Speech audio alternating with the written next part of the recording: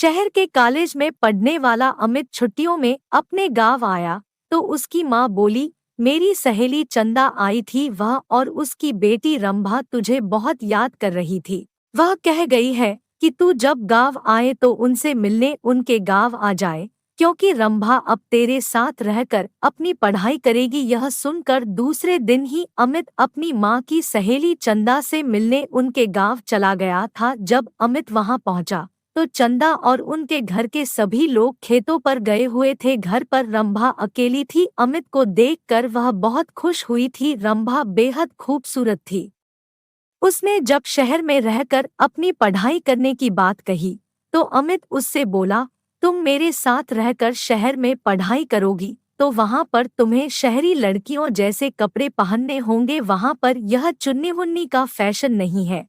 कहकर अमित ने उसकी चुन्नी हटाई तो उसके हाथ रंभा के सुडौल उभारों से टकरा गए। उसकी छुअन से अमित के बदन में बिजली के करंट जैसा झटका लगा था। ऐसा ही झटका रंभा ने भी महसूस किया था। वह हैरान होकर उसकी ओर देखने लगी तो अमित उससे बोला, यह लंबी चौड़ी सलवार भी नहीं चलेगी, वहां पर तुम्हें शहर की लड़की की तरह रहना होगा, उनकी तरह लड़कों से दोस्ती करनी होगी, उनके साथ वह सब कुछ करना होगा जो तुम गांव की लड़कियां शादी के बाद अपने पतियों के साथ करती हो। कहकर वह उसकी ओर देखने लगा तो वह शर्माते हुए बोली, यह सब पाप होता है, अगर तुम इस पाप पुण्य के चक्कर में फंस कर यह सब नहीं कर सकोगी तो अपने इस गांव में ही चौका चूल्हे के कामों को करते हुए अपनी जिंदगी बिता दोगी। कहकर वह उसकी ओर देखते हुए बोला, तुम खूबसूरत हो, शहर में पढ़ाई करके जिंदगी के मजे लेना। इसके बाद अमित उसके नाजुक अंगों को बार बार छूने लगा। उसके हाथों की छुअन से रंभा के तनबदन में बिजली का करंट सा लग रहा था। वह जोश में आने लगी थी। रंभा के माँ बाप खेतों से शाम को ही घर आते थे, इसलिए उन्हें किसी के आने का डर भी नहीं था। यह सोचकर रंभा धीरे से उससे बोली, चलो अंदर पीछे वाले कमरे में चलते हैं।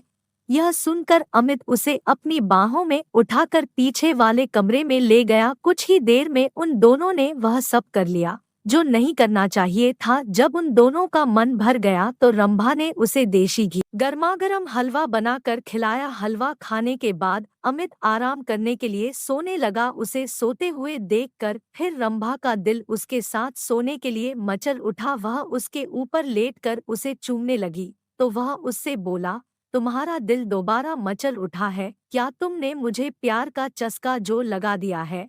रंभा ने अमित के कपड़ों को उतारते हुए कहा। इस बार वे कुछ ही देर में प्यार का खेल खेल कर पस्त हो चुके थे, क्योंकि कई बार के प्यार से वे दोनों इतना थक चुके थे कि उन्हें गहरी नींद आने लगी थी। शाम को जब रंभा के माँ बाप अपने खेतों से घर लौटे तो अमित को देखकर खुश हुए। रंभा भी उसकी तारीफ करते नहीं थक रही थी। वह अपने माँ बाप से बोली, अब मैं अमित के साथ रहकर ही शहर में अपनी पढ़ाई पूरी करूंगी।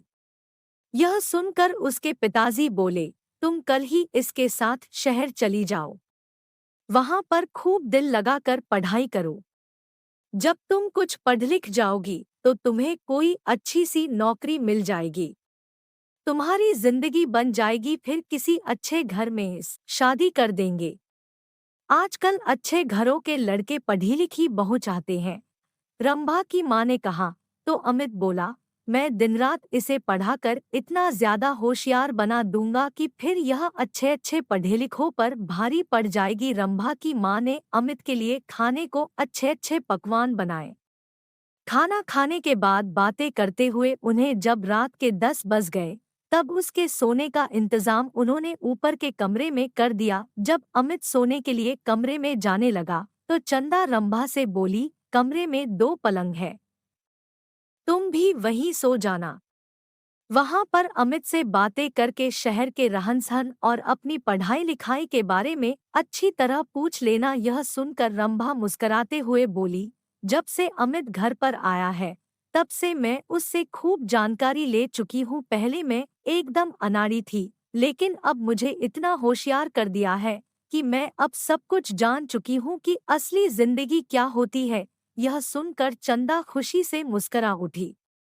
वे दोनों ऊपर वाले कमरे में सोने चले गए थे। कमरे में जाते ही वे दोनों एक दूसरे पर टूट पड़े। शहर में आकर अमित ने रंभा के लिए नए नए फैशन के कपड़े खरीद दिए, जिन्हें पहनकर वह एकदम फिल्म हीरोइन जैसी फैशनेबल हो गई थी। अमित ने एक कॉलेज में उसका एडमिशन भी करा दिया था। जब उनके कॉलेज खुले तो अमित ने अपने कई अमीर दोस्तों से उसकी दोस्ती करा दी, तो रंभा ने भी अपनी कई सहेलियों से अमित की दोस्ती करा दी। गांव की सीधी सादी रंभा शहर की जिंदगी में ऐसी रम गई थी कि दिन में अपनी पढ़ाई और रात में अमित और उसके दोस्तों के साथ खूब मौज मस्ती करती थी। जब रंभा शहर से दूसरी लड़कियों की तरह बनसंवर कर अपने गांव जाती, तब सभी लोग उसे देखकर हैरान रह जाते थे। जब रंभा शहर से दूसरी लड़कियों की तरह बनसंवर कर अपने गांव जाती, तब सभी लोग उसे देखकर हैरान रह जाते थे। उसे देखकर उसकी दूसरी सहेलियां भी अपने माँ बाप से उसकी तरह शहर में पढ़ने की जिद करके शहर में ही पढ़ने लगी थी। अब अमित उसकी गांव की सहेलियों के साथ भी मौज मस्ती करने लगा था। उसने रंभा की तरह उनको भी प्यार का चस्का जो लगा दिया था।